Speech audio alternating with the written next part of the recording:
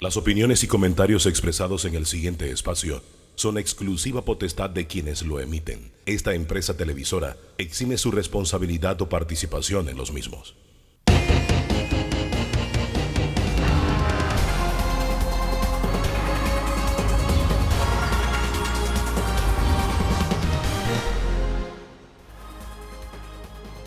¿Qué tal, amigos? Bienvenidos sean todos a Debate Abierto Dominical, último domingo de junio. Faltan 3 días a partir de hoy para que se cumpla el primer año de gobierno del presidente Laurentino Cortizo Cohen.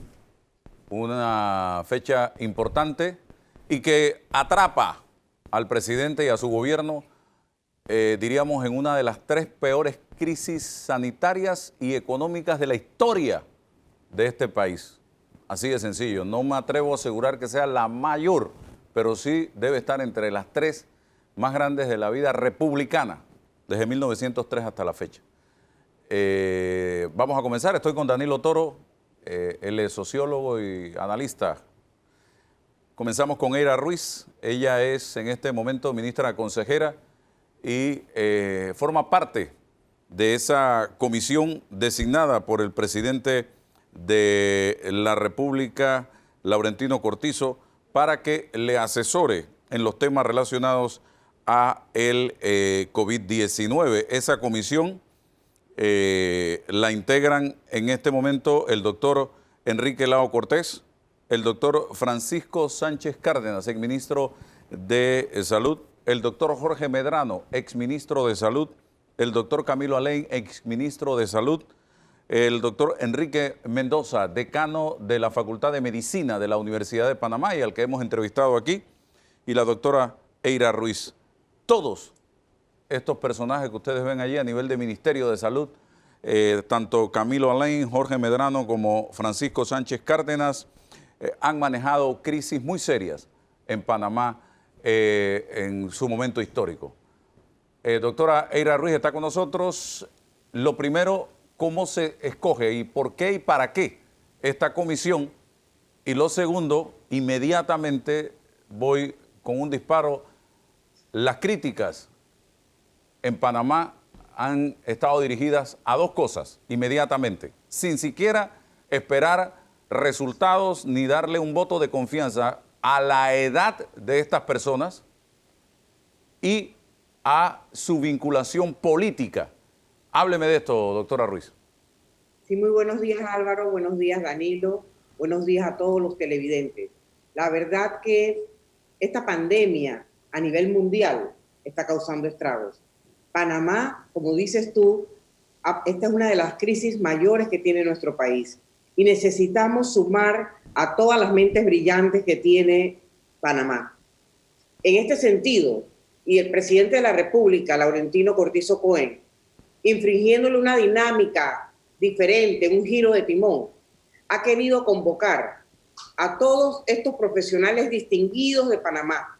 Son panameños que no nacieron en cuna de oro, son panameños que se levantaron estudiando, con becas, con sacrificios, y todavía le están dando al Panamá y a la patria una milla extra.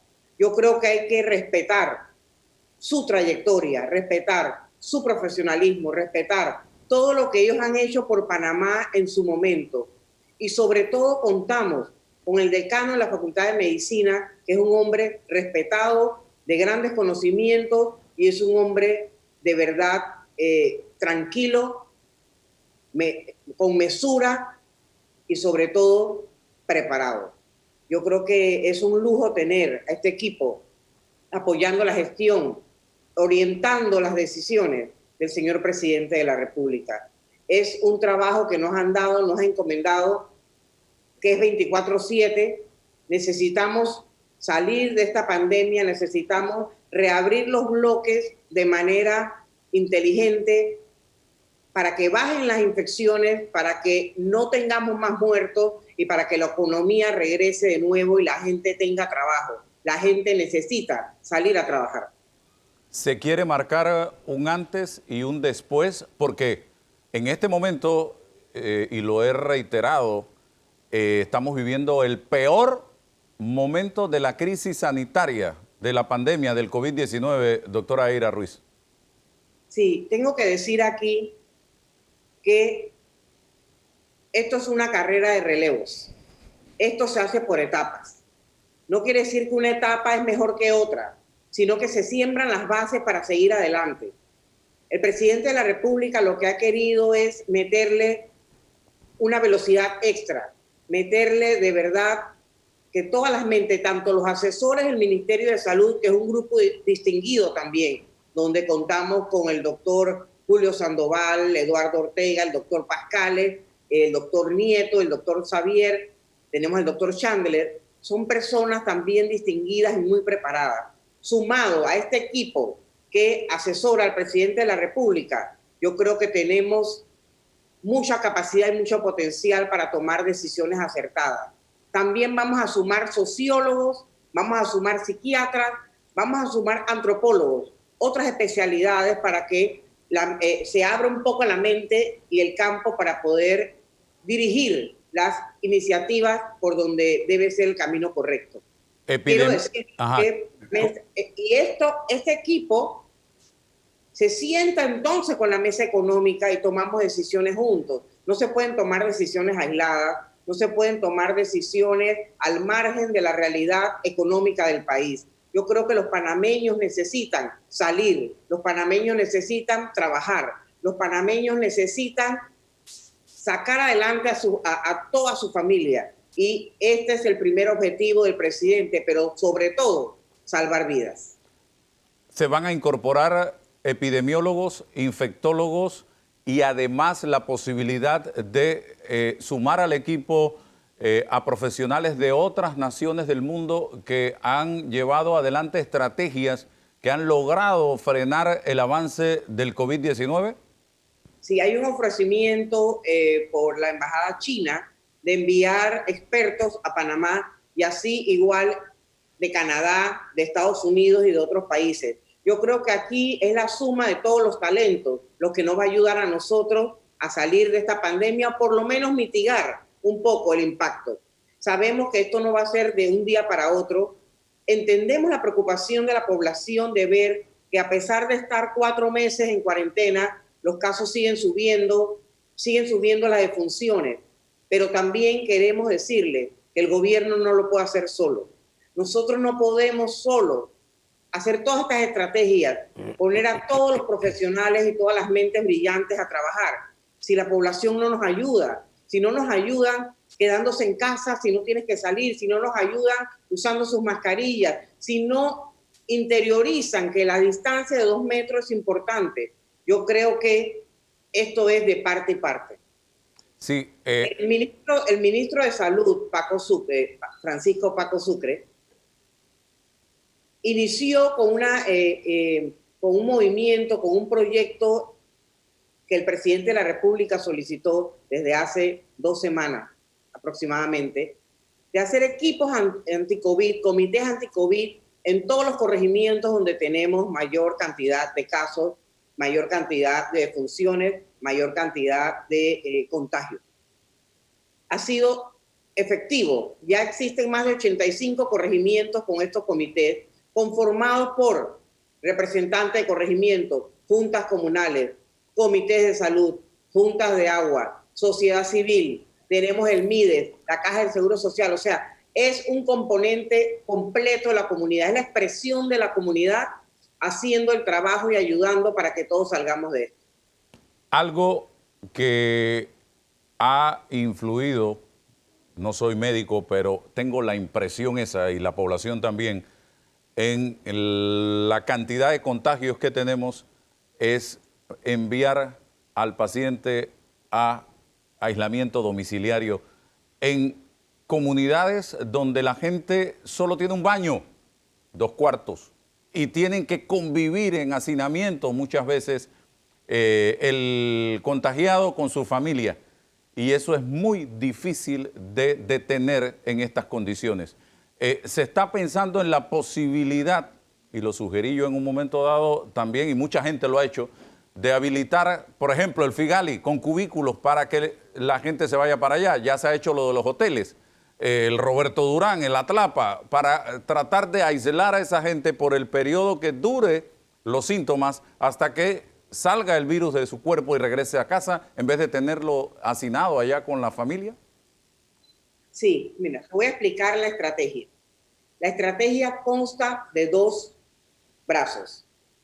El primer brazo y el más importante es la trazabilidad, el aislamiento y cortar la cadena de transmisión. Esto se hace haciendo pruebas, masificando las pruebas. Esto se hace sacando a las personas de aquellas áreas donde están muy hacinadas y ponerlos en albergues, ponerlos en hoteles o ponerlos en centros de convenciones que se habiliten.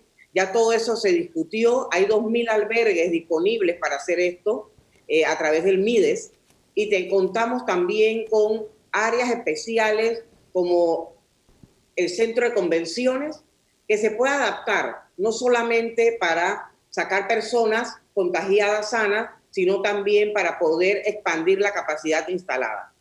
El otro brazo importante es la capacidad instalada. Que el sistema de salud sea lo suficientemente robusto para poder atender a todos los pacientes que lleguen, a los que se complican, a los de cuidados intensivos. Necesitamos también reforzarle el recurso humano que está cansado y que tengan los insumos necesarios. Entonces, con estas 2 estrategias, nosotros podemos hacer la contención de la infección, disminuir los casos y que la gente empiece entonces a salir a trabajar para que la economía se reactive. Así que estamos trabajando todos los días, 24/7, con más de 10.000 personas a nivel nacional para poder nosotros ya contener de una manera contundente esta infección. ¿Ustedes se han puesto alguna fecha límite para tratar de frenar el avance que ha tenido el COVID en estos días? Esa es la primera pregunta, y de tal manera que se pueda abrir el próximo bloque para empezar a reactivar esta economía. El análisis que se está haciendo en el equipo, y es lo que se ha propuesto al señor presidente, este equipo también está el ministro de Salud. O sea, el equipo está conformado por el doctor Enrique Lao, el ministro de Salud y todas las personas que dijiste, sumado al equipo de asesores del Ministerio de Salud, de que debemos abrir los bloques de manera asimétrica, evaluando en el tercer bloque aquellas actividades que se puedan abrir en aquellos lugares donde la tasa de infección sea muy pequeña o prácticamente no tenga contacto. Por ejemplo, abrir la construcción en aquellos corregimientos donde se tiene controlada el COVID, para ir abriendo poco a poco los espacios, para ir abriendo poco a poco la economía y dinamizar entonces el país. Porque la verdad la gente ya no aguanta más estar en su casa, sin trabajo, pasando páramo, como decimos en buen panameño, a pesar de que el gobierno está invirtiendo en bonos, está invirtiendo en bolsas de comida, nunca serán suficientes para lo que de verdad las personas necesitan. Así que entre más rápido nosotros podamos tomar esa decisión de abrir de manera asimétrica, más rápido vamos a ir entonces bajando la tensión, bajando la ansiedad, y que la gente recupere de nuevo la fe y la esperanza en un futuro mejor. Danilo interviene en este momento, y también le hago una pregunta, Danilo, breve. ¿Qué significa la edad en un individuo para los panameños? Yo veo que aquí, cuando se le pide apoyo a una persona de edad avanzada, le entran a golpe. Sí, eso es típico de las culturas que desprecian la historia.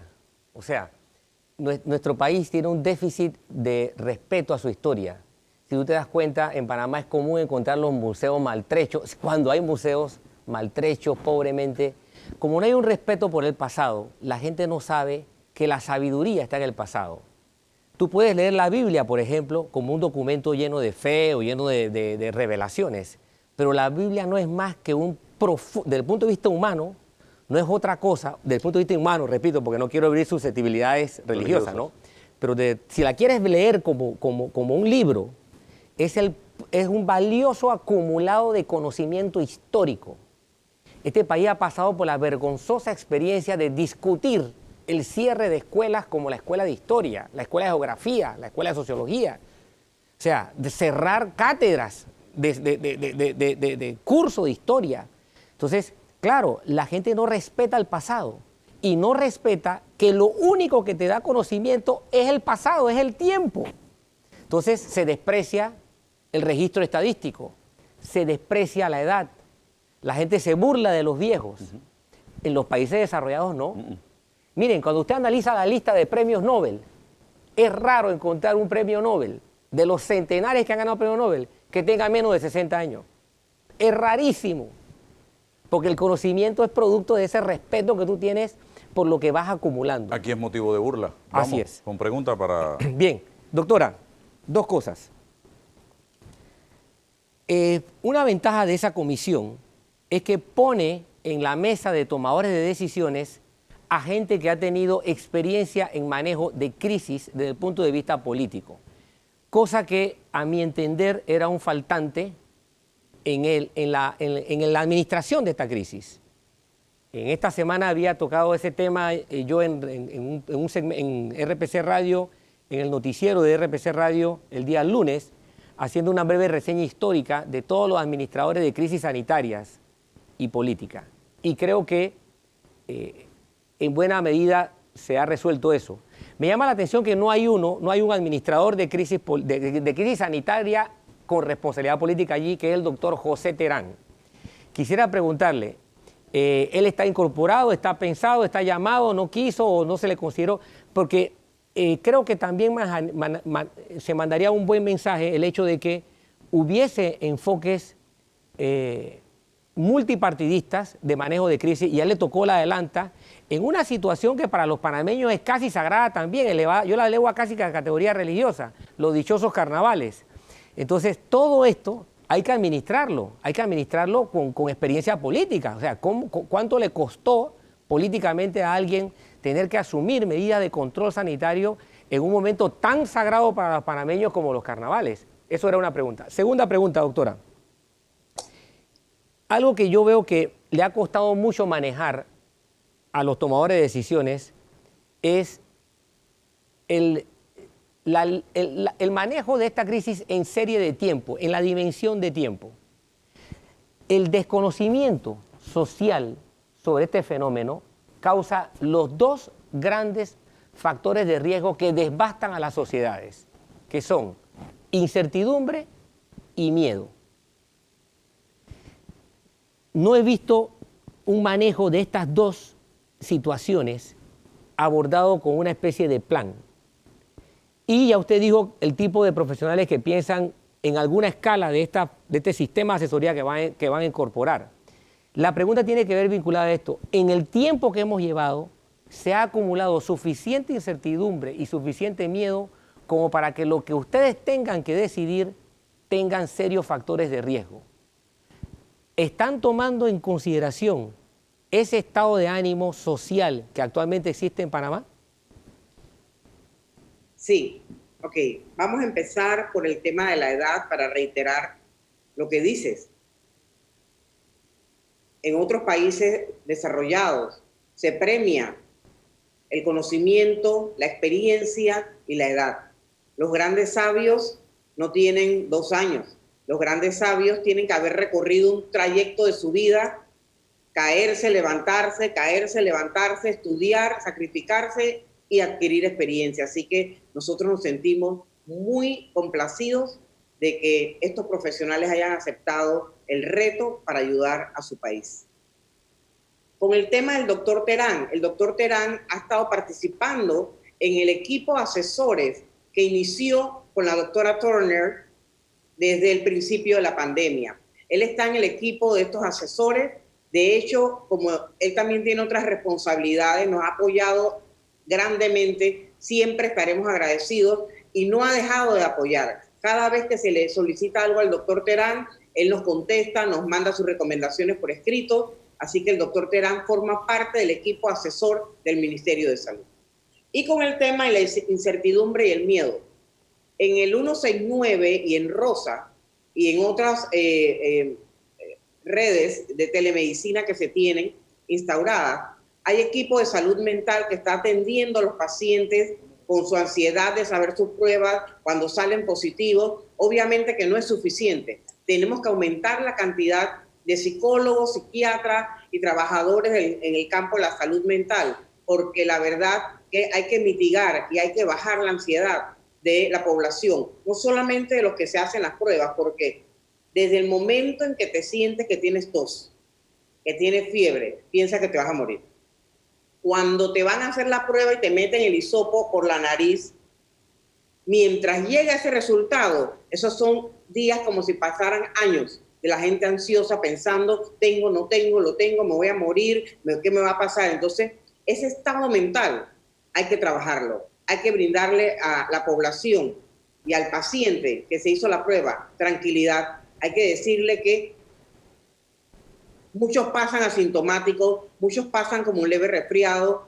Los que no tienen factores de riesgo prácticamente se recuperan rápidamente, pero aquellas personas mayores de 60 años con patologías subyacentes son los que más cuidado deben de tener, porque ya estamos viendo que son el grupo que se complica y son el grupo que fallece. Así que toda la razón tienes. Vamos a reforzar el tema de salud mental que ya está caminando, pero vamos a sumar al equipo antropólogos, sociólogos y más psiquiatras para que nos ayuden también a tener esa dimensión y esa visión desde ese espacio. No solamente meramente pruebas o algo de hospitales o algo de salud como tal tangible, sino la parte de salud mental y que nos orienten a nosotros para poder sobrellevar esta crisis. Yo tengo crisis de tiempo aquí ya, doctora. Danilo tiene una pregunta, yo también, lo más rápido posible. Ya pudiéramos decir que el sistema de salud, tal y como está, sin agregarle nada nuevo, está al borde del colapso a nivel de la demanda que existe versus la oferta. Y Danilo, ¿tiene alguna pregunta rapidito? Pegadita a la de Álvaro, ahí, pegadita. Ese colapso, ¿en qué medida se podría entender que inició cuando si un paciente que está buscando o una persona que está buscando atención para algo que no sea COVID, logre que lo atiendan en el sistema sanitario? Porque le duele el oído, porque le duele la barriga, porque le duele la espalda. O sea, ¿en qué medida podríamos decir que ese colapso comenzó aquí en Panamá? Bueno, todavía no estamos colapsados, pero si no cooperamos todos, no queremos llegar hasta allá. Mientras tanto, nos hemos preparado, abriendo más salas, poniendo más salas de cuidados intensivos, aumentando el recurso humano, pero todavía nos queda para contratar, necesitamos contratar por lo menos 200 médicos más para que se encarguen solamente de temas COVID en las comunidades, más enfermeras, más tecnólogos. O sea que el presidente de la República no ha escatimado esfuerzos para decirnos, contraten todo el personal que necesiten y equipen todas las salas. Si hay que abrir más salas, si hay que abrir el Figali, si hay que abrir cualquier lugar, lo vamos a abrir con el apoyo de todos. También queremos hacer un llamado a la empresa privada que nos apoye. Algunos nos han donado ventiladores, otros han donado cánulas. Apóyennos porque también necesitamos de su ayuda. Y en medida en que todos nos apoyen, podemos abrir más rápido la economía. Yo creo que es importante decirles que hay una mesa de compras única instalada entre Minsa y Caja para hacer un solo paquete de compras y que los precios bajen. Esta mesa está compuesta por la Contraloría, Contrataciones Públicas, Minsa y Caja del Seguro Social. Así que están todos los técnicos juntos empujando para que estas compras lleguen rápido a Panamá. Próximamente vamos a estar subiendo el número de pruebas a más de 4.000 pruebas por día para poder nosotros de verdad hacer esa trazabilidad como se debe y poder nosotros entonces sacar a las personas que están en hacinamiento a los albergues o a los hoteles hospitales. Gracias, doctora Eira Ruiz. Es parte del comité asesor del presidente de la República en este tema de la pandemia del COVID. Vamos al cambio comercial.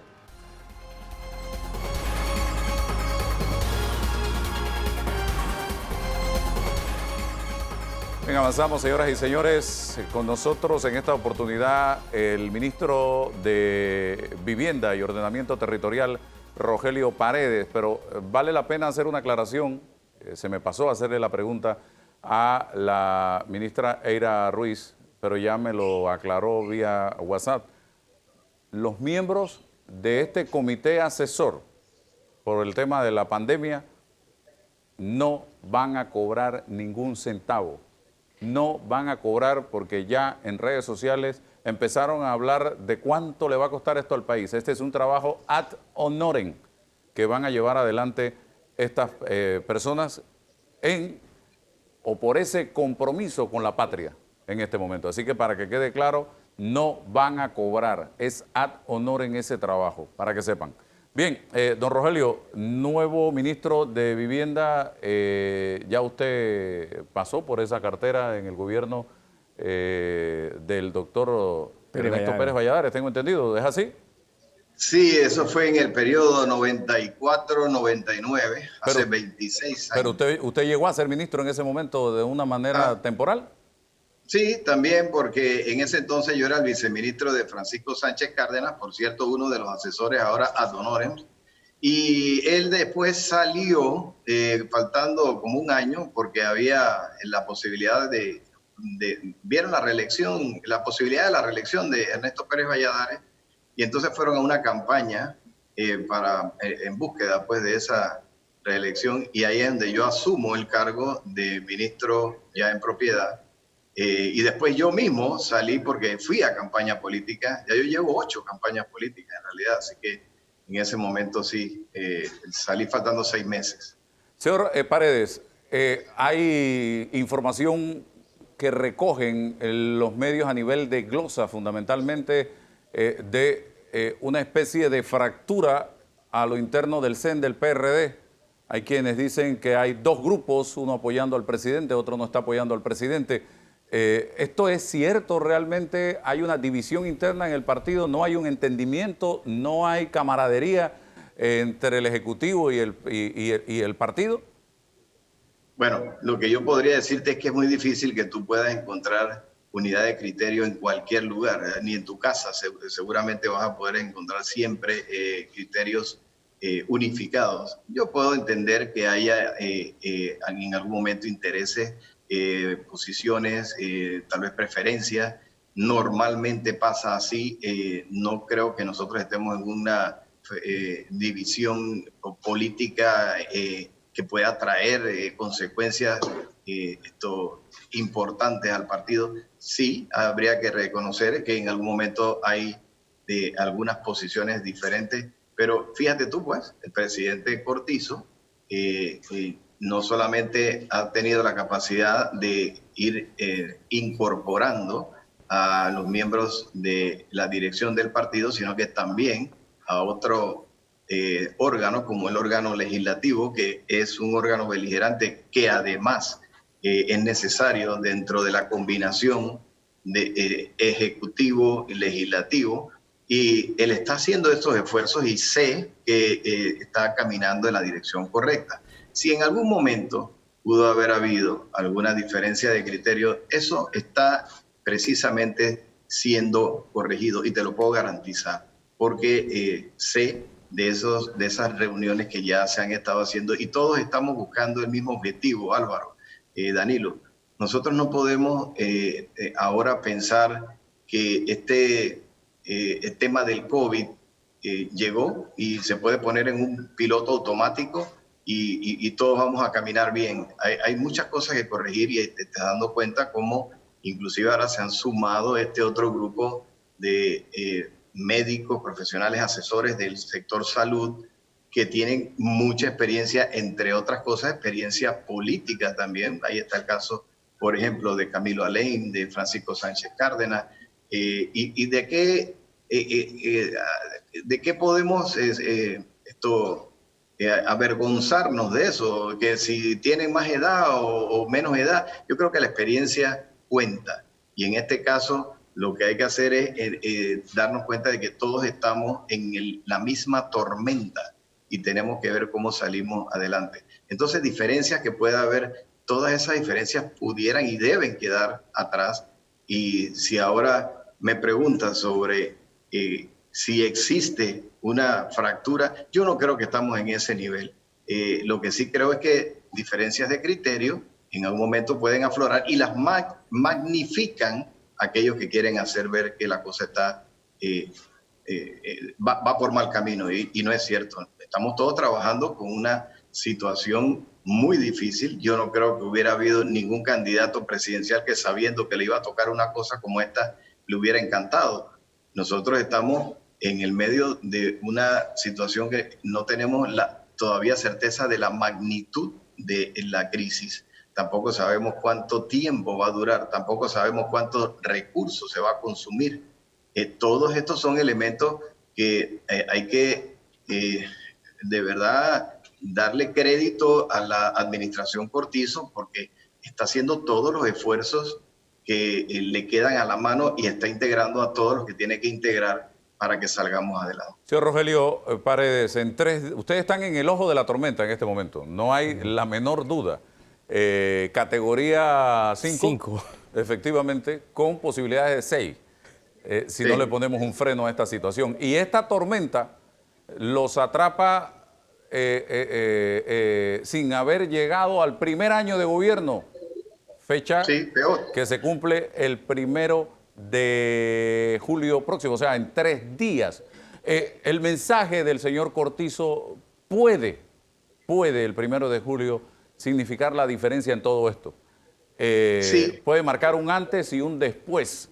Ese mensaje debe ser un mensaje que inyecte esperanza, ilusión, futuro a la población panameña que en este momento está en un ambiente de estrés, en un ambiente de incertidumbre, de frustración, de malestar, la gente está brava, molesta. Entonces, el 1 de julio puede ser un día lleno de vibra, de buena vibra, de buena energía. ¿Hacia dónde va ese discurso del presidente Cortizo el 1 de julio, señor Rogelio Paredes? Bueno, Álvaro, así como tú lo acabas de describir, en efecto, el presidente ese día va a enviar mensajes que van a ir orientando o reorientando su actividad o su acción de gobierno. Ya ha hecho algunos cambios, pero tiene algunas otras movidas en mente. Yo no voy a hablar por él. Él tendrá que tomar su decisión y en su momento, así que no forcemos las cosas. Pero lo que sí te puedo decir que en efecto tiene que haber un cambio de actitud, porque fíjate lo que está ocurriendo. Sí, tú dices que la gente está molesta, la gente se siente agobiada. Yo coincido con eso. Sí, es verdad. Hay este distanciamiento social, físico, pues, y que además hace que la gente se mantenga en su casa sin tener certeza de qué va a pasar con ellos o qué va a pasar con sus negocios. Claro que esto complica las cosas y no solamente eso, yo creo que ustedes ya lo han visto ahí. A 8 meses de haber entrado a la administración pública, la administración Cortizo se encuentra con una pandemia fuera de serie, sin ningún control en el mundo, que ha arrodillado al mundo y no se ha podido detener, sino que ha venido creciendo. Y bueno, se toman las medidas de control oportunas en cada uno de los países. Pero más allá de eso, ahora te agrego yo mismo te agrego el tema del seguro social. Ese es otro tema que el presidente tiene ahora que resolver, porque esto se ha venido peloteando por varios años o por varias administraciones y ya le corresponde a él tocar ese tema y lo va a hacer. Pero te agrego otra cosa, fíjate por otro lado cómo están ya reuniéndose empresarios y trabajadores porque han entendido que la situación amerita que se pongan de acuerdo porque uno no puede vivir sin el otro. Tú necesitas al empresario como el empresario necesita al trabajador. Entonces yo creo que estamos ahora como que poniendo todo en perspectiva y bueno, sí, el presidente tiene que hacer anuncios importantes. Esos anuncios yo anticipo que deben, ojalá sean bien recibidos porque lo que se está haciendo de buena fe y se está haciendo con los recursos que se tienen.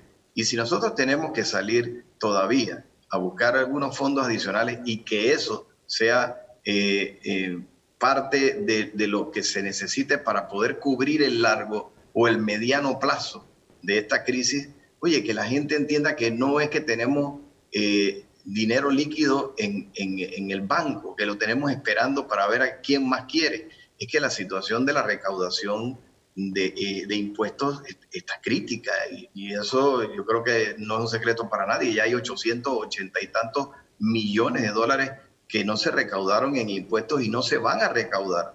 Entonces, sí tenemos que tomar decisiones y esas decisiones pasan también por un paquete de leyes que van a la Asamblea para buscar la posibilidad de generar nuevos empleos a través de leyes de incentivo. Hay un grupo económico trabajando en eso. Bueno, y el presidente entonces hará los anuncios oportunos en el momento que lo considere ya necesario.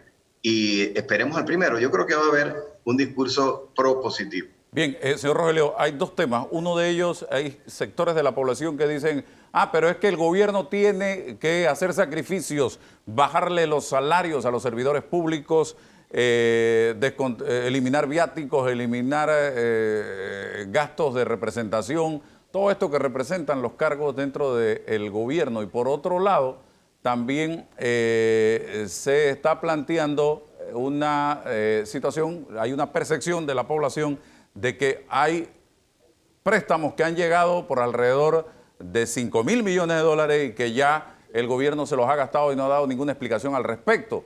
El otro punto es que hay sectores de oposición que están planteando el bono solidario en 300 y hasta en 350 dólares por familia. Hábleme de eso.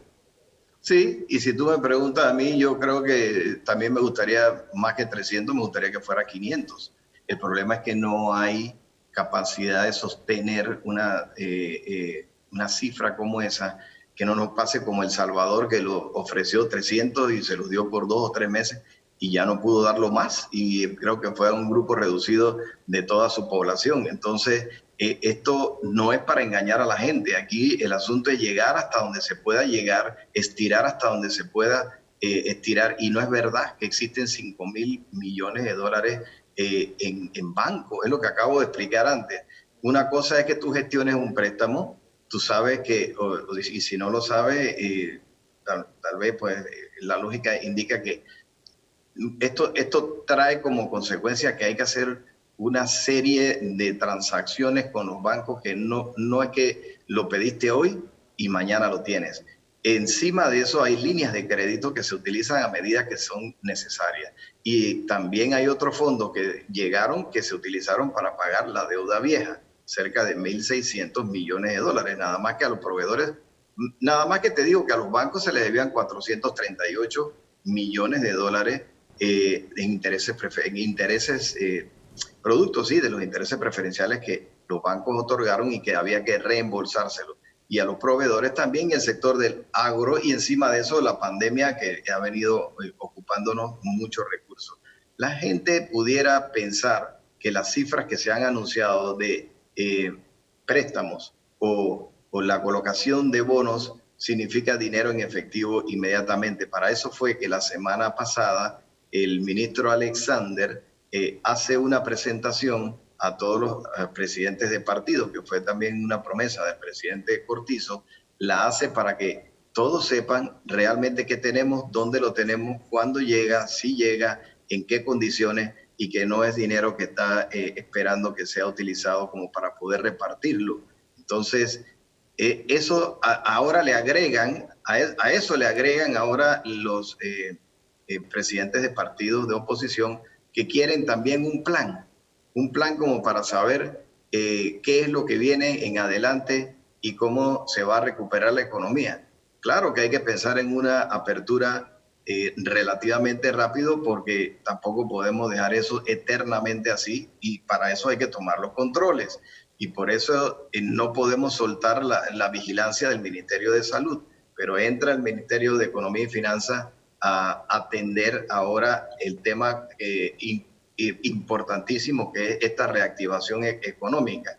Bueno, es toda una tarea que no creo que es justo que se le indique, pues que se indique que el presidente tiene dinero que no quiere utilizar o que lo quiere guardar debajo del colchón, no sé para qué, si lo que todos tenemos es que ver primero cómo salimos de este problema y después entonces ver cómo también a la par se va preparando las condiciones para que podamos tener un despegue económico. Bueno, sí, las expectativas del mes de enero, fíjate lo que pasó en enero y febrero de este mismo año. Veníamos superando los ingresos de los mismos meses de enero y febrero del año anterior. O sea que sí veníamos bien, hasta el momento en que comienzan a darse todos estos casos del COVID y comienzan entonces los recursos a orientarse hacia el sector salud y la gente entonces pues con contratos suspendidos y todo esto. Yo puedo entender que no todos han sido beneficiados como quisieran, pero pongámonos en los zapatos del presidente. Esto es muy difícil, no es fácil atender esta situación en un momento como este. Este es un momento histórico que yo no creo que se haya vivido antes. Bueno, en Panamá obviamente no, ni la invasión, ni el dietilenglicol, nada de eso se parece a lo que estamos viviendo, pero yo tengo la fe de que vamos a salir de esto. Bien, lo del plan yo creo que es genuino, pedir al gobierno que nos presente un plan de cómo vamos a salir de esta situación, una especie de hoja de ruta con fechas y todo lo demás y acciones que se van a tomar, Danilo. Eso está pendiente desde hace rato. Tiene que hacerse. Y además es una de las cosas que más disminuye la ansiedad y combate la incertidumbre y el miedo, no solamente de individuos, sino de sectores. Saber para dónde vamos y en qué vamos. Hacia dónde vamos, porque hay mucha gente que está padeciendo de miedo y de incertidumbre, no solamente como persona, sino como sector social, como sector socioeconómico. Entonces, ahí tú notas las fricciones, las presiones de ciertos grupos, es porque hay angustia en saber hacia qué dirección vamos o hacia qué dirección puede tomar la suerte de importantes sectores del como país. cuando tú compras un boleto que te dice vamos a salir a tal hora, aterrizar a tal hora en tal aeropuerto, de ahí nos montamos. Eso lo necesitamos y con urgencia, Danilo. Así es. Señor ministro. Fíjate que yo coincido con Danilo y contigo también, Álvaro, y yo también quisiera ver ya un plan definido. Estamos trabajando, no ahora, ya hace meses, me consta que hemos estado trabajando te dije que hay un paquete de leyes que se va a presentar a la Asamblea donde vamos a ir generando estas posibilidades de nuevos empleos.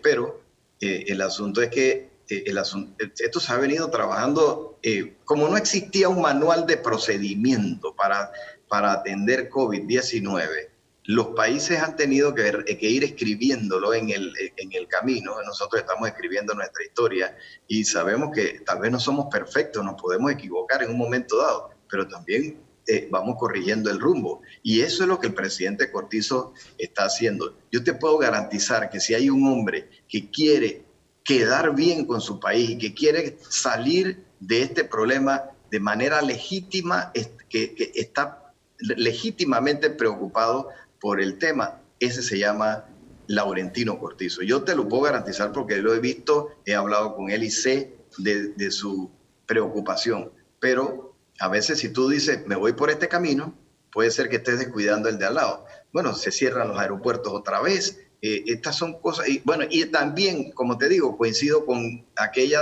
porción, aquella sección, aquel grupo de comerciantes y empresarios y hasta ciudadanos comunes y corrientes que no saben en qué momento regresan a trabajar o que se reabren los negocios.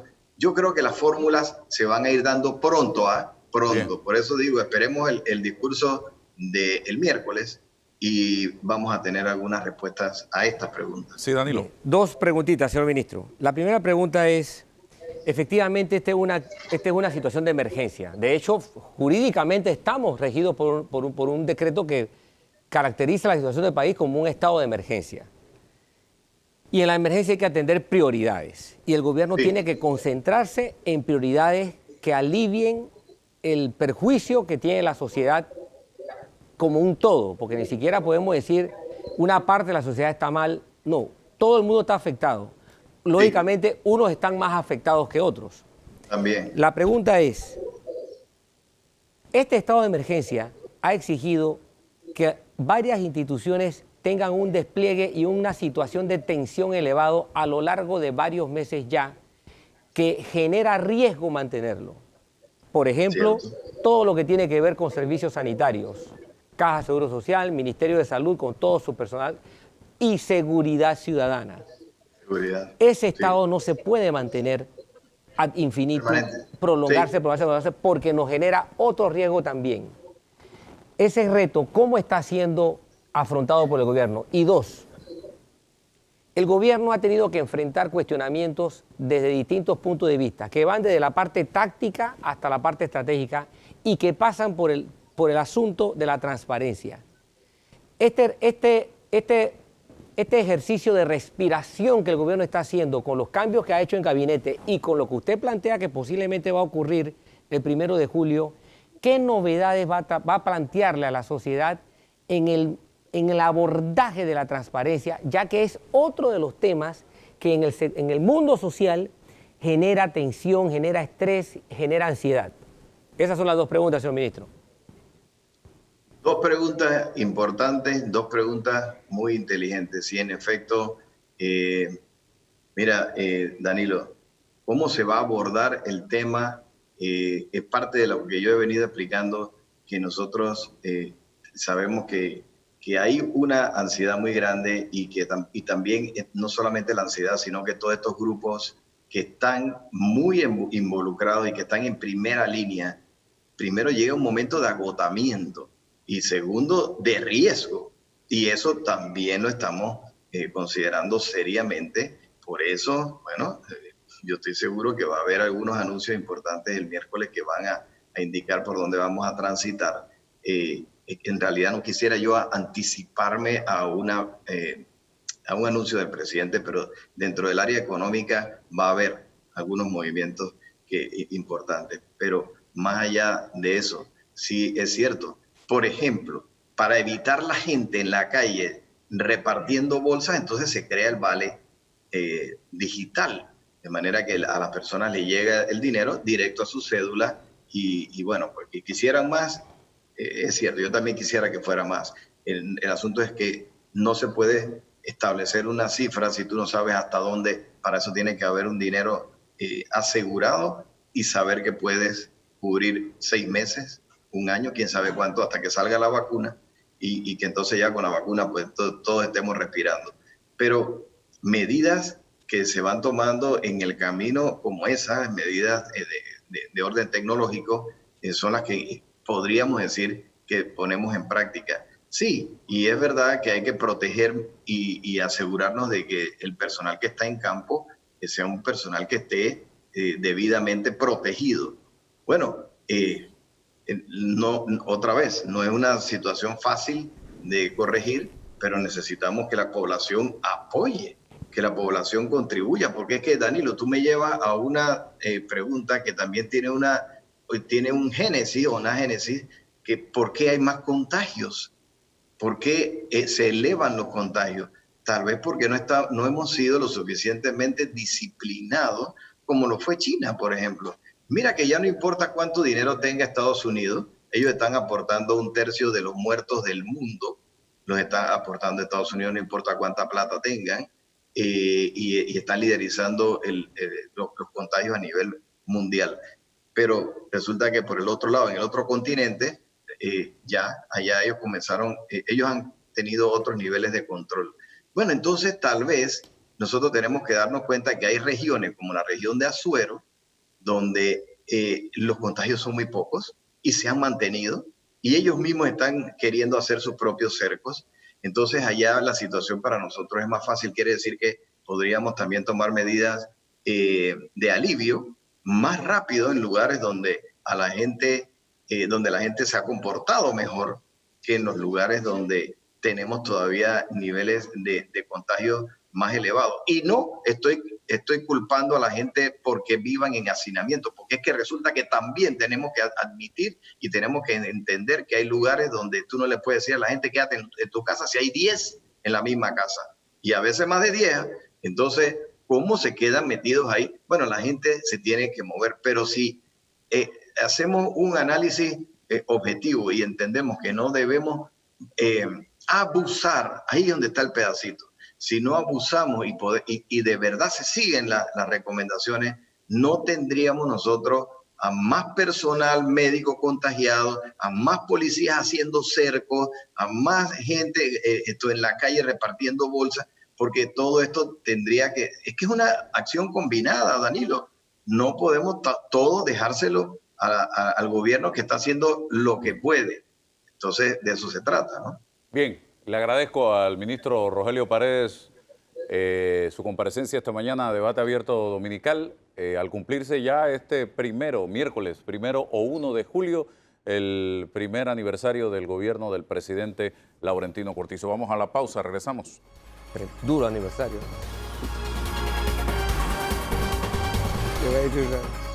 Avanzamos, señoras y señores.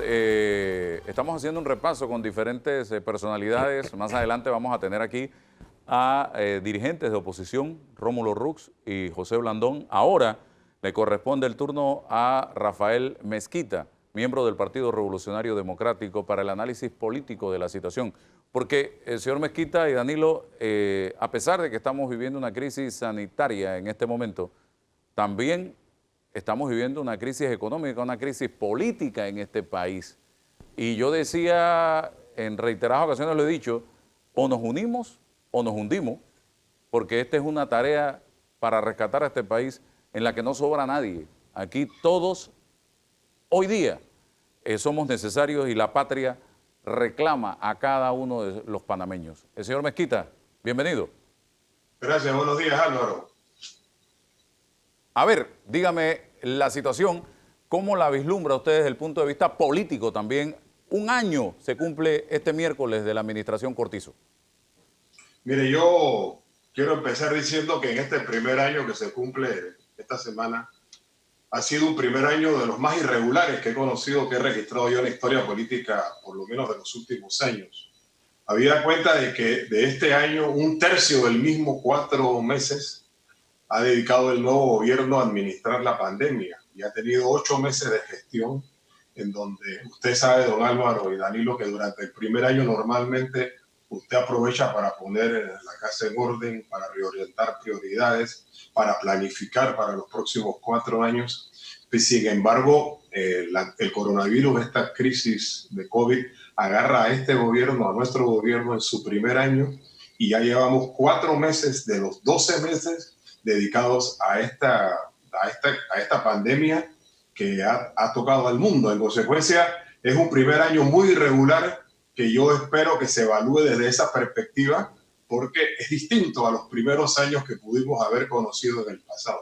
¿Qué podemos esperar, señor Mezquita, el 1 de julio en ese informe a la Nación de parte del señor Cortizo, que definitivamente va a tener como espectadores a una población con una gran ansiedad, con una gran incertidumbre y una población que quiere ver hacia el futuro y no hacia el pasado? De acuerdo. El pasado está ahí y el pasado lo único que nos sirve en estos momentos es para decirle a la población que en estos primeros 8 meses, si se quiere, la administración, de acuerdo a los números y a la evaluación que tuve la oportunidad de hacer, cumplió con las promesas que le dio al pueblo panameño. Nada más para darte un dato, de 25 o de 125 acciones del Plan Uniendo Fuerzas, la administración cumplió 25 en su primer año y hicimos una evaluación y cerca del 50% de esas 125 fueron terminadas o iniciadas durante el primer año, lo que significa que la administración traía una buena velocidad. Sin embargo, esa buena velocidad y además ese sustento para decirle al país, cumplo lo que prometo, se enfrentó con esta crisis de la pandemia que ha desbordado la administración panameña y ha desbordado la administración del mundo, le ha producido una cantidad de muertos al país impresionante. Es importante saber y reconocer la cantidad de difuntos que hemos tenido. Ha producido, desde el punto de vista de los ingresos fiscales, una estimación, de acuerdo al Ministerio de Economía y Finanzas, que es posible que los ingresos del fisco panameño se reduzcan entre un 40 o un 50% a final de este año. Y lo más grave, Álvaro, es que traíamos una desaceleración económica el año pasado, 3.5% del crecimiento, y este año el crecimiento va a ser negativo. lo que significa que vamos a crecer en términos negativos en comparación al 2019, lo que significa que va a haber más desempleo, que va a haber más pobreza, que se va a agravar la desigualdad que ya existía y que ya es bastante grande en esta sociedad. En consecuencia, este COVID va a potenciar, va a agrandar todos los niveles de desigualdad que ya traíamos y en consecuencia, con tan pocos recursos que vamos a tener disponibles, solamente, pienso yo, un acuerdo entre todos, yo diría con términos mínimos, entre todas las fuerzas sociales y políticas del país, va a ser posible o tiene que ser posible para poder administrar este país en los próximos años. Si no, va a ser muy difícil lo que vamos a enfrentar, no solamente para el mal del PRD y del gobierno, sino para el mal del país. Sí hay potencial, sí hay posibilidades de salir adelante, pero necesitamos un piso mínimo de acuerdo entre todas las fuerzas sociales y políticas para poder enfrentar esta pandemia y sobre todo sus consecuencias en los próximos años. Ya yo veo algunas señales, por ejemplo, en estos días vi una empresa norteamericana que nos dice que va a invertir cerca de $50 millones para la cría del bojalá, que le llaman en Estados Unidos un nombre extraño, pero es una inversión interesante en el área de Puerto Armuelles. Que lo haya hecho una empresa en estos momentos me da una buena señal de que Amberjack, se llama en inglés, de que ya hay inversionistas viendo las posibilidades de entrar las inversiones en el país post-COVID. Pero bueno, no sabemos todavía cuándo va a ser ese país post-COVID. Todavía faltan muchas etapas que hay que cumplir en los próximos meses. Hay escasos recursos, hay debilidad desde el punto de vista político y hay la necesidad, y reitero, de que nos pongamos de acuerdo en un plan mínimo para poder llevar adelante este país. Hay analistas que plantean que el COVID ha generado un fuerte desgaste en la administración Cortizo, similar a el desgaste que se produce en el 5º año de gobierno, a diferencia de que al señor Cortizo ahora le quedan 4 años de gobierno y que pudiera, dependiendo de las decisiones que tome, revertir ese desgaste que se sufre en el 5º año de administración. ¿Cómo analiza usted, señor Mezquita, esta situación y si se va a poder revertir todo esto? Ya le digo, don Álvaro, sin duda hay una situación complicada. Sin duda, nuevamente, insisto, hay escasez de recursos públicos, pero hay síntomas que me permiten decir que pudiéramos empezar a tomar algunas decisiones en el transcurso de los próximos meses. Yo pienso, por ejemplo, que se pueden dar algunas aperturas comerciales ya limitadas en aquellos territorios en donde no hay graves afectaciones por el COVID, como es, por ejemplo, la península de Azuero. Pudiéramos estar pensando también en algunas aperturas comerciales limitadas en el sector de la construcción, en algunas áreas en donde se puede controlar. Porque aquí la clave, don Álvaro, es que la pandemia no nos lleve a rebasar el sistema público de salud, que tiene 2 claves. Una es la capacidad de las camas en unidades de cuidado intensivo y la otra es el personal. En el tema de las camas yo veo que tenemos todavía algún nivel de holgura. En el tema del personal sí me preocupa mucho. Se nota que hay cansancio de parte del personal de salud. Pero tenemos entonces posibilidades en el cortísimo plazo de empezar a abrir para que la economía comience a respirar en algunos sectores, siempre y cuando pudiéramos controlarlos.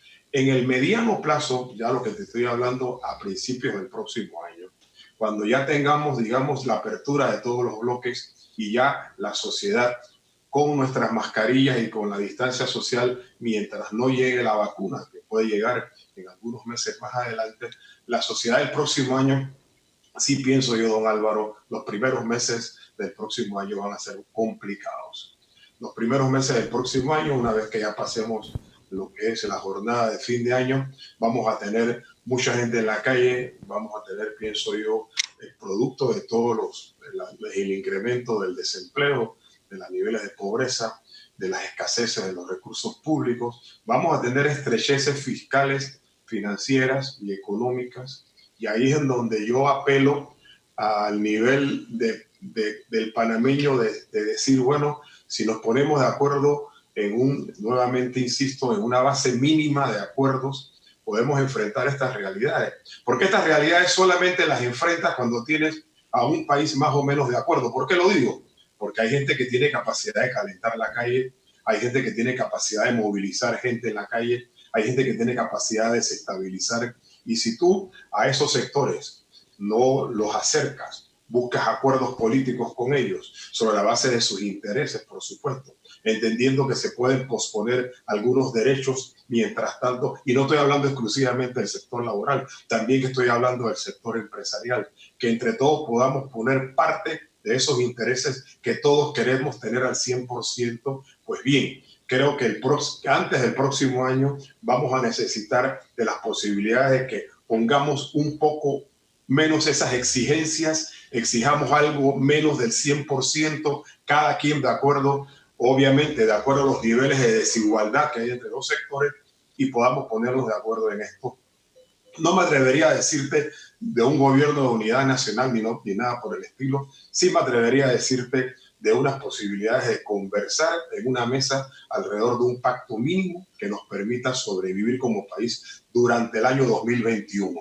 Si nosotros logramos pasar el 2021, ya vamos a tener, de acuerdo a los expertos, un crecimiento económico entre el 3 y el 3,5%, ya vamos a tener al cierre del próximo año mejores condiciones económicas y financieras, y ya pudiéramos entonces estar pensando en un 2022 con mejores condiciones. Bien. La clave es poder sobrevivir el país en el año 2021. Hagamos una analogía, estamos en un partido de béisbol, el director, señor Cortizo, saca a su pitcher abridor, Rosario Turner, en mitad de juego.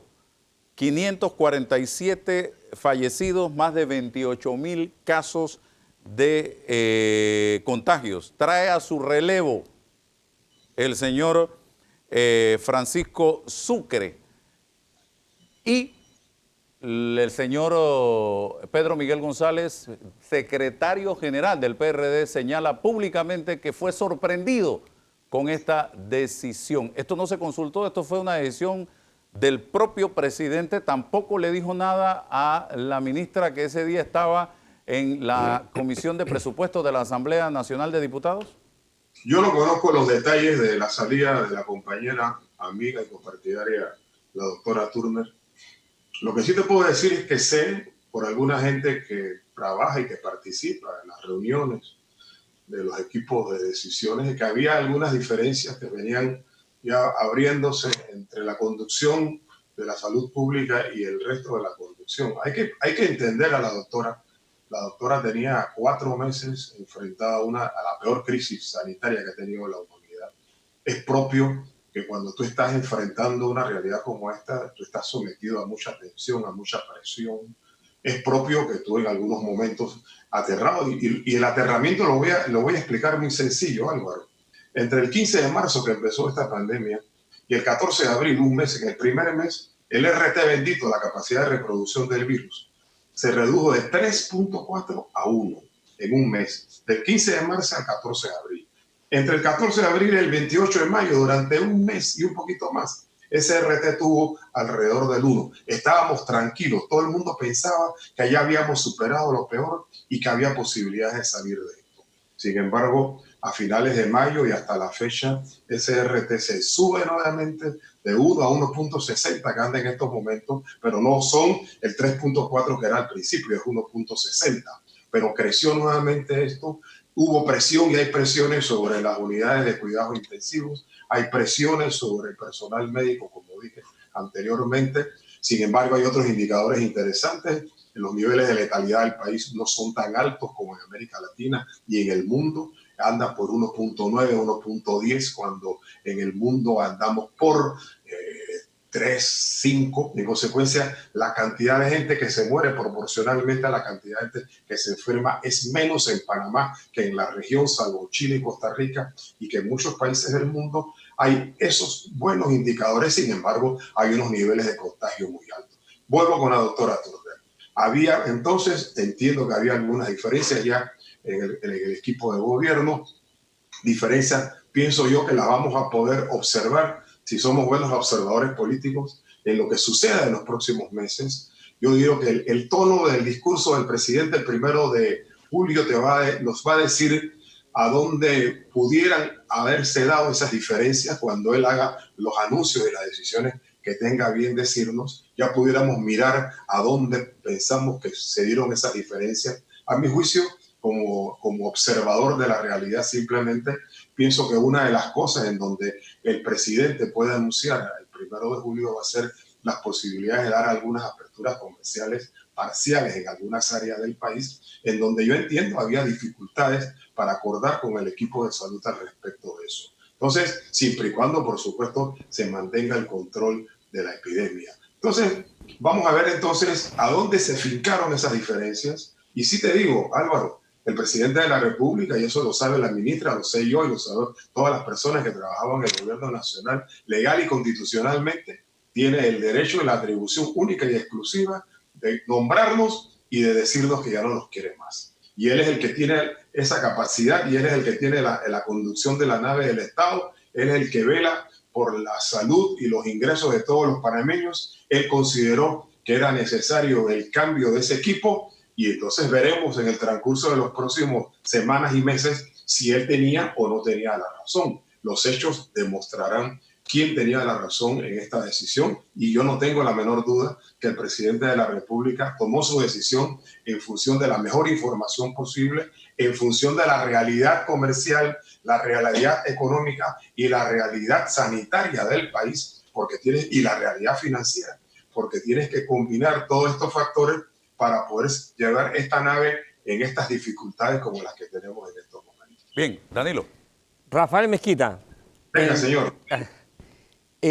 Usted con su experiencia como observador político y como operador político, que por cierto es una vasta experiencia, ¿cómo califica usted el desempeño que se está teniendo toda vez que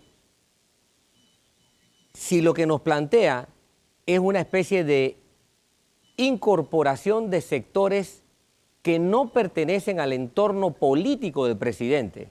Entiéndase, PRD o grupos que apoyaron la candidatura del presidente. ¿Cómo se entiende esta incorporación? Ya dijo usted que no va a ser un gobierno de concertación, pero que se espera esa incorporación. La incorporación va a ser, vengan a planificar un plan de acción, incorpórense, o va a ser una planificación, o va a ser una incorporación a la acción de gobierno. O sea, nos encontraríamos con un gobierno ¿qué tan parecido al de 1994, cuando el PRD, ganando con el mismo porcentaje que ganó el gobierno, el señor Cortizo, sí convocó a un gobierno de concertación nacional? 2. Yo fui uno de los que estuve más pendiente frente a las cámaras y frente a los micrófonos del plan de gobierno de este gobierno, que por cierto salió al término del año pasado, tal como lo establece la ley. Un plan muy bien detallado. Y uno ve lo nutrido que es el plan.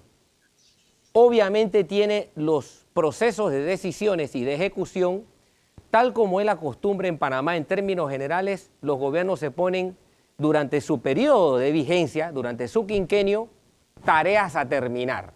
Es decir, logros específicos, resultados que presentar, cosas que dejar, herencia que dejar.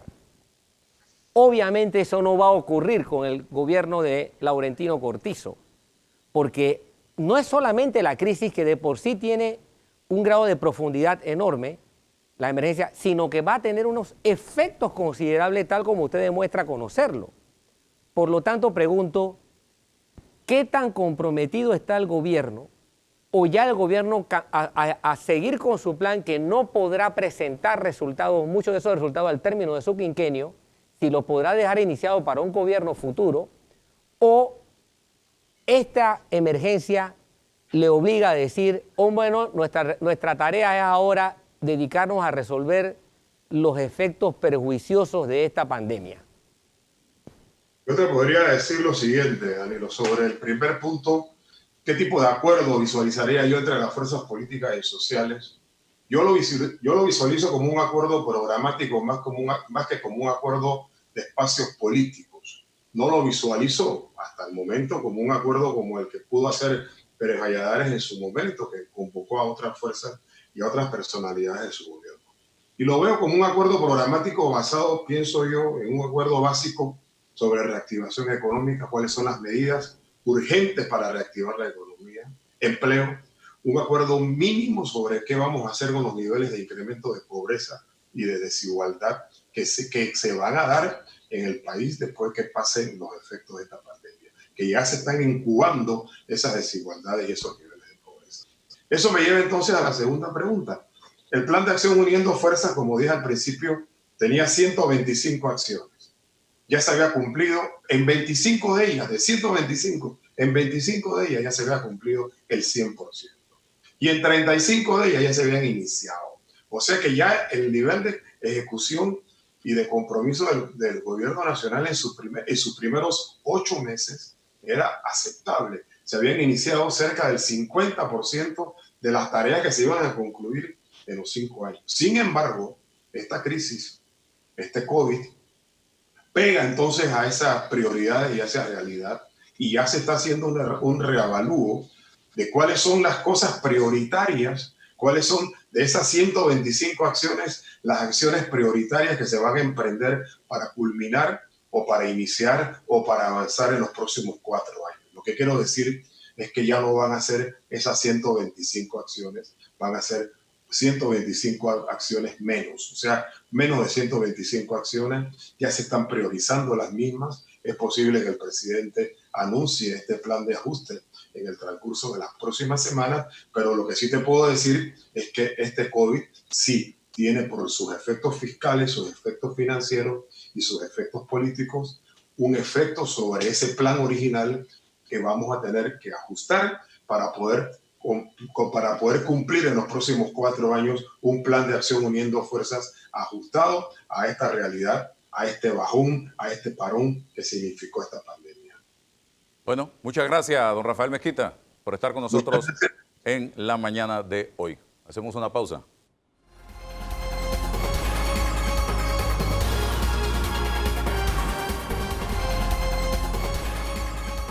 Bien, avanzamos. Ahora tenemos a Rómulo Rux, dirigente, presidente del Partido Cambio Democrático. Y creo que la pregunta, faltan 3 días para que se cumpla el primer año de gobierno del presidente Cortizo. ¿Qué evaluación hace usted de un gobierno que fue sorprendido a los 8 meses de gestión, comenzando a ejecutar el presupuesto que ellos por primera vez elaboraron, porque siempre todo gobierno es el presupuesto anterior, son recibidos por una pandemia mundial en marzo de este año 2020? Su balance, don Rómulo. Buenos días. Sí, el balance del gobierno en el primer año tiene que tomar en cuenta lo que acabas de mencionar, pero también podemos ver un poquito atrás de cómo venía el gobierno antes de la pandemia, con mucha diferencia entre el Ejecutivo y la Asamblea, a pesar de que como gobierno tienen una mayoría absoluta en la Asamblea, y temas muy puntuales que yo creo que es importante recordar que fueron promesas de campaña y que no tuviesen nada que ver con lo que pasó con la pandemia. Y te voy a dar un ejemplo. El tema de las reformas constitucionales. Ese había sido un tema que todos los candidatos nos comprometimos a llevar adelante reformas. Habían candidatos que tenían una propuesta y otros teníamos otro tipo de propuesta. Pero iniciando este gobierno, ellos habían dicho que con el documento de la concertación iban a llamar a un gran diálogo nacional, y el presidente dijo que después de ese diálogo, y está en la propuesta de campaña de ellos, iba a llevarlo a la Asamblea para discusión.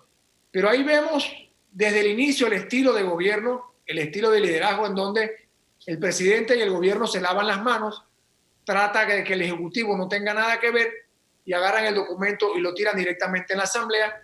Se crea el problema que ya todos podemos recordar y acabamos retirando las reformas de la Asamblea para supuestamente iniciar un gran diálogo con el PNUD, que ahora mismo está durmiendo el sueño eterno.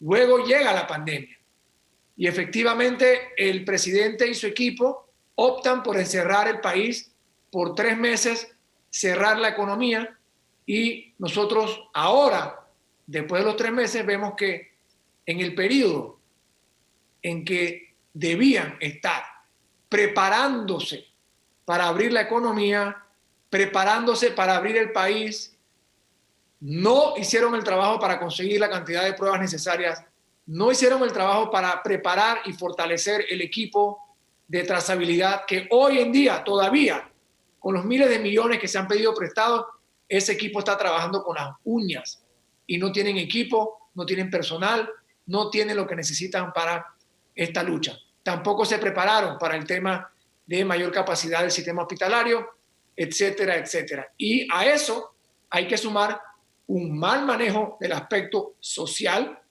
por la cuantía del bono solidario que no alcanza ni para comer, y le sumas una falta de liderazgo que se hace evidente, un ausentismo por parte del presidente y la falta de una hoja de ruta, de un plan de reactivación económica que le dé esperanza al pueblo panameño, a los trabajadores que no saben si van a recuperar su empleo y su ingreso, los dueños de empresas y microempresarios que piensan que van a quebrar, y un país que tiene mucha incertidumbre por la falta de transparencia y de rendición de cuentas por parte del gobierno. Así que te diría, el análisis hoy es que ha habido una estrategia fallida para enfrentar todos los retos del COVID-19 en salud, en lo social y en lo económico. Sí. Y el presidente tiene la obligación de corregir el rumbo porque no vamos bien.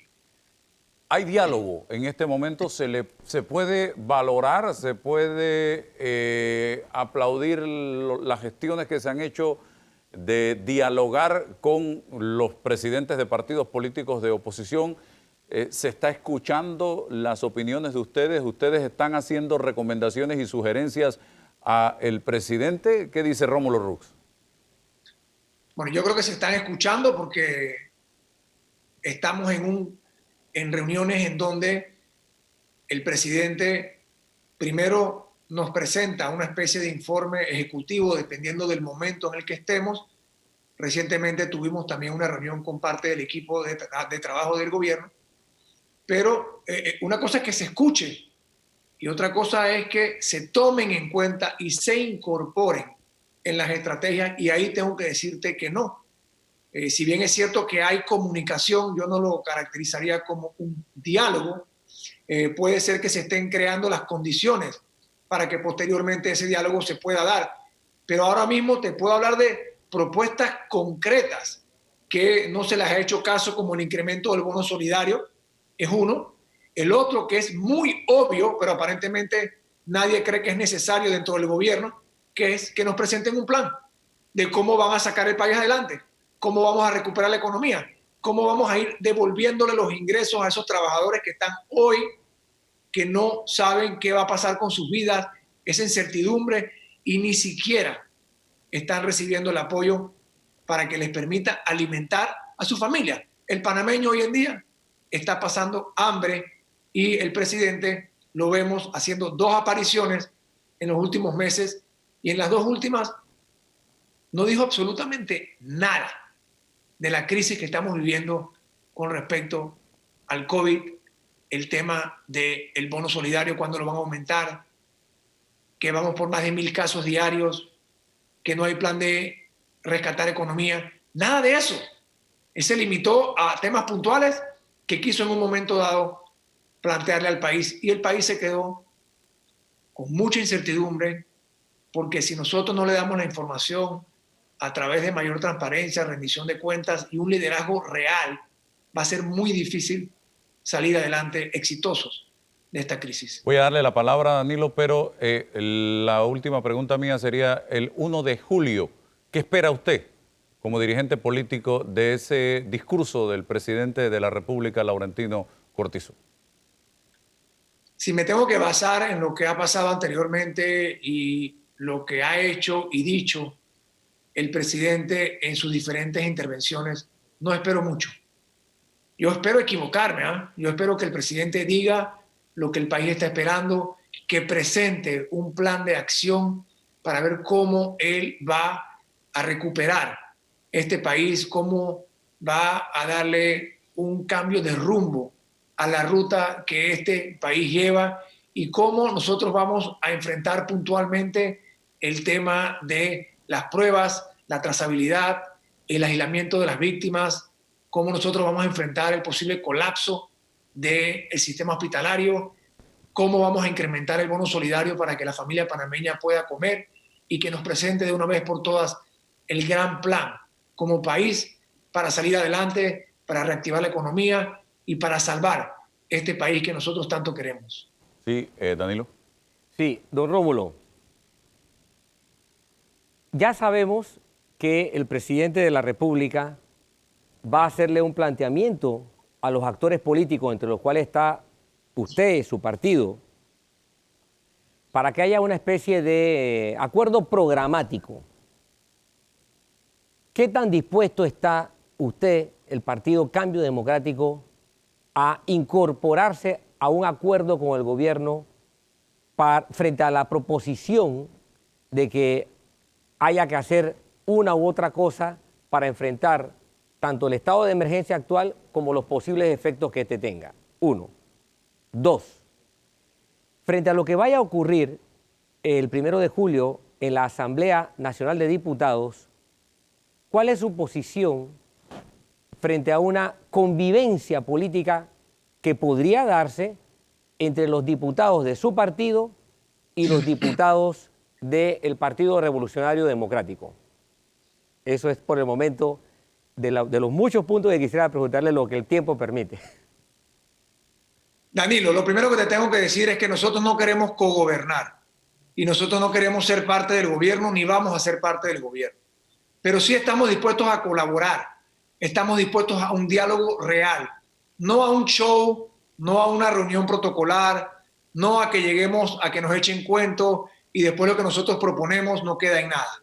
Tiene que haber un mecanismo, tiene que haber estructura, tiene que haber la presentación de documentos antes de las reuniones y tiene que haber una mesa permanente de diálogo que genere ideas, que genere cómo nosotros vamos a salir de este problema. Y ahí deben participar también personas que no son de partidos políticos, porque este es un problema de todo el país. Pero eso no significa que nosotros vamos a incorporarnos al gobierno y que nosotros queremos cogobernar. No queremos cogobernar. La responsabilidad de gobernar es del gobierno. Nosotros como actores políticos, como oposición y otros sectores de la sociedad, por supuesto que deben contribuir. Y yo te digo, como presidente de mi partido político, que haremos todo lo que sea posible para ayudar a que el país eche adelante. Esto no es ayudar al gobierno, esto es ayudar al país y entender y servir como un puente en la comunicación de todos esos cientos de miles de panameños que no tienen voz, que no se escuchan, pero que están sufriendo y la están pasando muy, pero muy mal. El rol mío como presidente de partido, como ex candidato presidencial, es canalizar esas inquietudes y presentar propuestas concretas que el gobierno debe atender. Y te doy un ejemplo. Yo presenté un proyecto de ley a través de mi bancada para que se utilizara parte de la prima de antigüedad, que es un derecho adquirido de los trabajadores. Eso está en la Asamblea. El Ejecutivo debe empujarlo. Ya pasaron las sesiones extraordinarias, pero nosotros vamos a empujarlo en la Asamblea y espero que el Ejecutivo después lo adopte. Eso es una medida que ayuda a que haya más efectivo, más flujo para los panameños que le están pasando tan mal. Ese es tan solo un ejemplo, pero nosotros vamos a seguir aportando en la medida de lo posible. Y lo que pase o no pase en la Asamblea son temas en que las bancadas deben trabajar armónicamente por el bien del país. Aquí hay muchas cosas que hay que hacer. El gobierno tiene que entender también que ellos, como ejecutivo, tienen que mejorar la relación con la Asamblea. Para poder salir de esta crisis, aquí va a ser necesario un paquete de leyes que ayuden a incentivar, que ayuden a proteger, que ayuden a preservar los empleos panameños en diferentes industrias, apoyos directos a la empresa privada, la micro, la mediana empresa, y siempre para mí debe ir enfocado en preservar los empleos y ver cómo nosotros podemos reactivar la economía. Pero, Si no están de acuerdo, lo veo muy, pero muy difícil. Pero mejorar esa relación en base al diálogo, a los acuerdos y no en base al caipaní, porque eso es algo característico de la Asamblea Nacional de Diputados en algunos periodos. Tienes razón, Álvaro, que ese acuerdo, ese diálogo debe ser en base a los intereses del país, no a intereses particulares de diferentes bancadas ni de diferentes partidos políticos. Yo creo que aquí llegó el momento, si queremos salir de esto, de olvidarnos de banderas políticas al momento de buscar soluciones y de avanzar una agenda país. Pero para que la Asamblea pueda hacer ese trabajo, el Ejecutivo también tiene que dictar una hoja de ruta y tiene que presentar proyectos de ley y presentar opciones y recomendaciones y acciones para salir adelante. Si tú te pones a ver, durante esta pandemia ha sido la Asamblea la única que ha estado presentando proyectos de ley para tratar de darle alivio a los panameños. El Ejecutivo prácticamente se ha escondido o se ha quedado esperando a ver qué hace la Asamblea y no ha hecho absolutamente nada. Entonces, eso es preocupante, porque este esfuerzo lo tiene que liderizar el Ejecutivo. Y de acuerdo, Álvaro, esto no debe ser en base a acuerdos bajo la mesa ni a acuerdos que beneficien a un grupo versus otro. Esto tiene que ser en base a un solo acuerdo, que es echar el país para adelante y en base a los intereses del país. Gracias, don Rómulo Rux, por estar con nosotros en la mañana de hoy aquí en Debate Abierto Dominical, dirigente del Partido Cambio Democrático. Muchas gracias.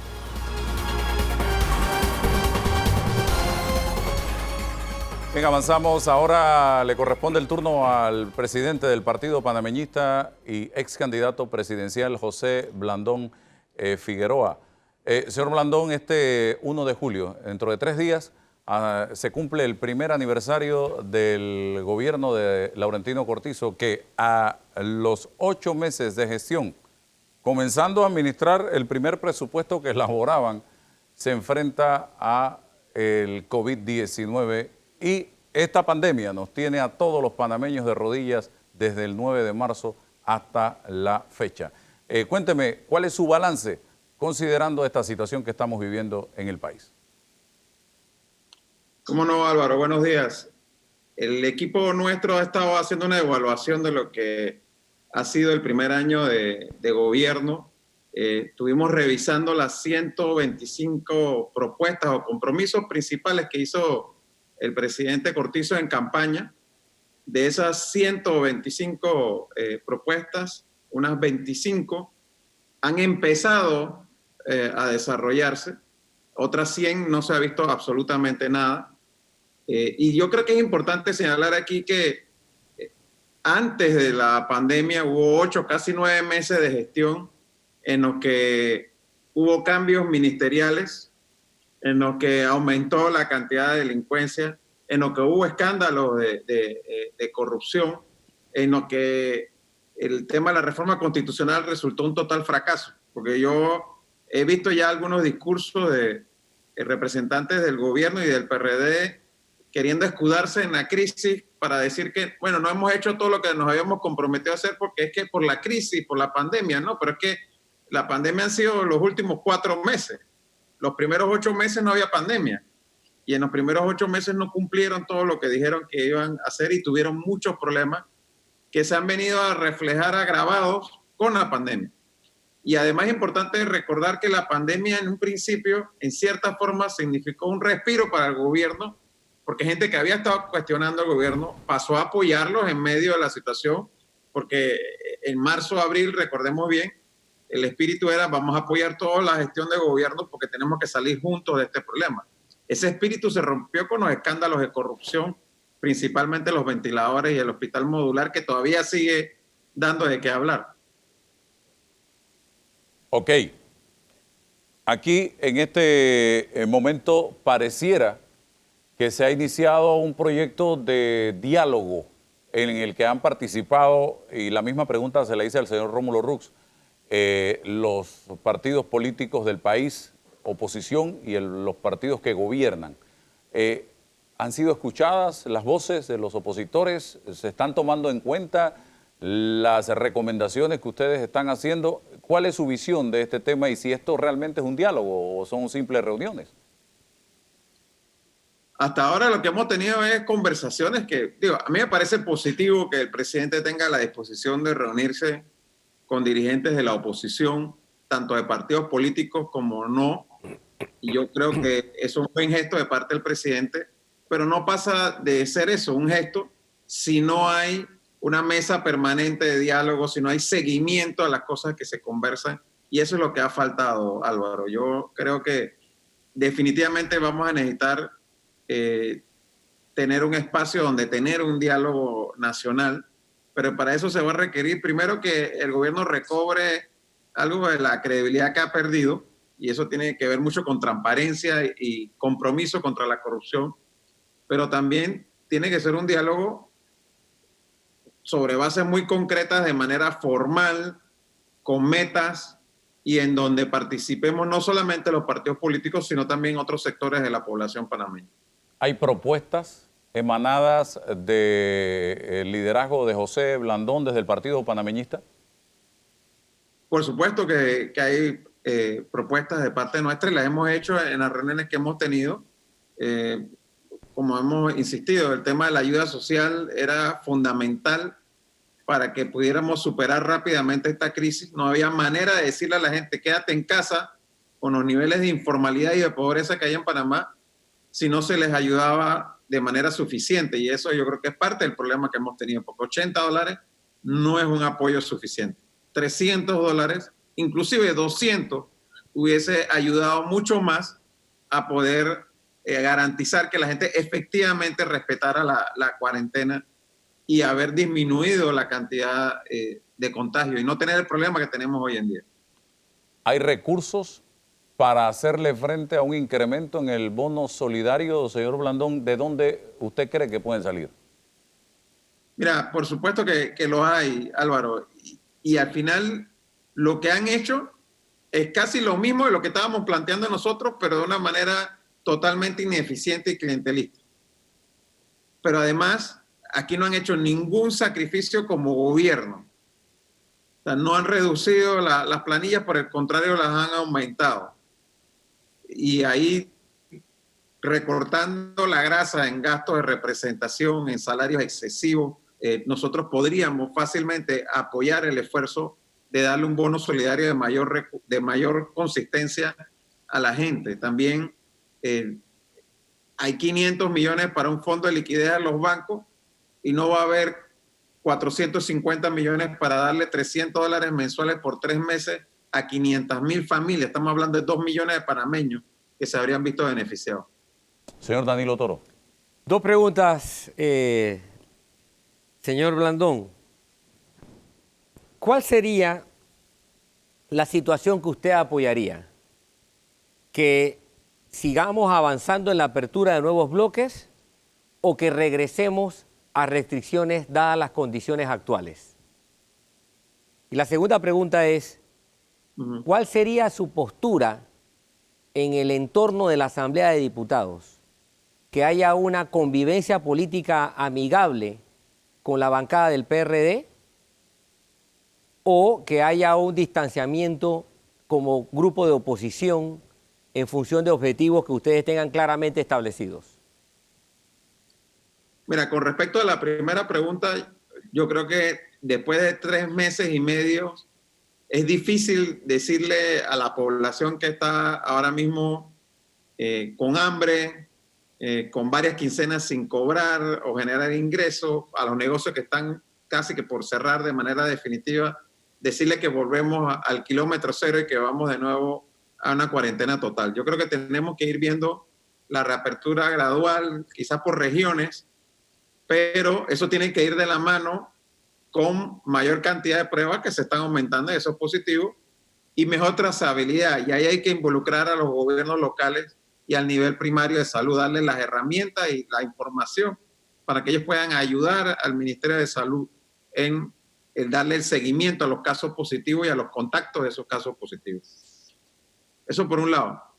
En cuanto a la segunda pregunta, Danilo, yo creo que nosotros, la situación ideal debiera ser que en la Asamblea Nacional se integrara una junta directiva multipartidista con una agenda común en donde se resalten los temas de reactivación económica y transparencia. Esa sería la realidad de un mundo ideal, pero no estamos en el mundo ideal. A mi juicio, si el PRD insiste en lo que parece ser que es su posición ahora, de radicalizarse, de mirar hacia adentro del PRD, de poner más PRD en el gobierno, lo que han estado haciendo estas últimas semanas, han estado votando en casi todas las instituciones de gobierno a mano llena para llenar más espacios para la membresía del PRD. Si esa es la línea, a mi juicio, la bancada de oposición tenemos que ser muy tajantes, muy enérgicos en términos de hacer oposición sin cuartel, porque ese no es el camino por el que Panamá debe transitar, el que está siguiendo el PRD y el gobierno en estos momentos. ¿Qué espera José Blandón del discurso del 1 de julio en la Asamblea Nacional de Diputados del presidente Cortizo? Yo esperaría mensajes muy claros contra la corrupción, primero, que pasen del discurso a los hechos, y segundo, propuestas muy concretas que nos permitan tener una idea de cuál es el plan del gobierno para la reactivación económica. Sentarse a contarnos anécdotas para tratar de darle mayor ánimo a la gente, o de hablar de lo que hicieron y darse autobombo, yo creo que sería una mala escogencia por parte del presidente. Yo creo que el presidente tiene que entender la gravedad de la situación, la credibilidad y legitimidad de su gobierno están en entredicho, y ya que ellos han querido concentrar todo su esfuerzo en el 1 de julio, más vale que realmente sea algo importante que vaya a decir y que no vaya a quedar como una bombita fogueada. Faltan 4 años de administración del señor Cortizo. Algunos analistas han dicho que él ha sufrido un desgaste en este primer año similar al que se sufre en el 5º año de administración de gobierno. ¿Puede el señor Cortizo, y qué debe hacer, si puede, revertir ese desgaste en estos 4 años que le faltan? Yo creo que puede, y por el bien del país, ojalá que lo haga. Pero el camino que están siguiendo es exactamente el contrario, Álvaro. En vez de ir hacia acá, están yendo hacia allá. Porque si uno ve lo que fue el cambio de gabinete y el anuncio del Consejo Consultivo que se hizo, lo que pareciera es que ellos lo que están haciendo, de nuevo, es enconchándose en ellos mismos. Decir, la solución es meterle más PRD al gobierno, hacerlo aún más PRD y de la vieja escuela. Pareciera que ese es el criterio que están teniendo, cuando a nuestro juicio realmente es lo contrario. Es abrir el gobierno a la participación de más gente y de nueva gente, y de escuchar a otros sectores que no son los del PRD. No me refiero a poner ministros de otros partidos. Me refiero, por ejemplo, en asamblea, a hacer acuerdos con las bancadas de otros partidos, escuchar a otros sectores, incluso en asamblea también con la bancada independiente, y hacer una agenda común, no una agenda PRD, que pareciera que es la interpretación que ha tenido el PRD y el gobierno de la manera en que van a salir de esta crisis. Ahí se están equivocando. ¿Nos unimos o nos hundimos? ¿Se puede lograr la unidad nacional? Mira, yo creo que el gobierno está haciendo una mala lectura si no entiende que ya se hundió. Lo que necesita es que le tiremos el salvavidas, el resto del país, por el bien del país. Entonces, el gobierno, de nuevo, no puede pretender ahora mismo que está en donde está por culpa de las decisiones equivocadas que han tomado, pretender que van a seguir agravando la crisis, aferrándose cada vez más a un círculo cero que está totalmente desconectado de la realidad que está viviendo el país. Tienen que abrirse a escuchar otras ideas, tienen que abrirse a poder admitir primero que se han equivocado y que tienen que corregir el camino.